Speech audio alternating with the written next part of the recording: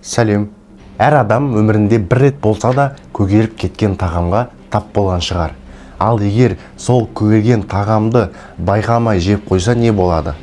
Бүгін біз бұзылған тағам ағзаға түссе не болатыны туралы айтып өтеміз.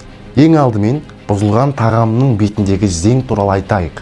Зең саңырауқұлақтар тобына жататын жер шарындағы ең ежелгі тіршілік иелерінің бірі. Оны далада да, үй қабырғаларында да, сондай-ақ бұзылып жатқан тағам бетінде де байқауға болады. Қысқасы, зең кез келген жерде кездеседі. Жағымсыз иісі бар, көбіне қара немесе ақ түсті болып келеді және өте өміршең. Ал енді сол көгерген тағамды жеуге бола ма? Әрине болмайды. Мұндай тағам ағзаға түссе адам улануы мүмкін. Зең түскен жерін кесіп тастап, қалғанын жеуге де болмайды. Себебі саңырауқұлақтың споралары бүкіл тағамға тарап үлгереді. Көбінесе денсаулыққа зеңнің өзі емес, оның құрамындағы зиянды токсиндер кері әсер етеді. Енді сіз көгерген тағамды байқамай жеп қойдыңыз деп есептейік. Егер көгері өте аз болса, ол аз мөлшерде қорытылып кетуі мүмкін. Ал қатты бұзылған тағамды жеп қойсаңыз, уланудан бастап іш өту, аллергия, тіпті бауыр аурулары мен онкологиялық дерттерге дейін әкелуі мүмкін.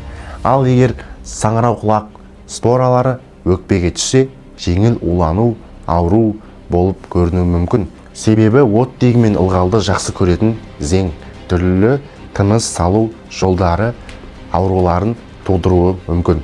Ағзаның жеңіл уланғанының белгілері: теріде бөтпенің пайда болуы, мұрынның бітелуі, жүрек айну, бас ауруы, іш өтуі. Көгерген тағаммен уланғанда не істеу керек? Ең алдымен жеген тағамды барынша құсып шығару керек. Одан кейін безендірілген көмір ішіп, бүйрек пен бауырға көмектесу үшін суды жиі ішу қажет. Бұл ағзадағы токсиндердің тез шығуына әсер етеді. Егер жағдай жақсармаса, міндетті түрде дәрігерге көріну керек. Тағамда көгеру пайда болса не істеу қажет? Егер ет өнімдері бұзылған болса, бірден лақтырып тастау керек.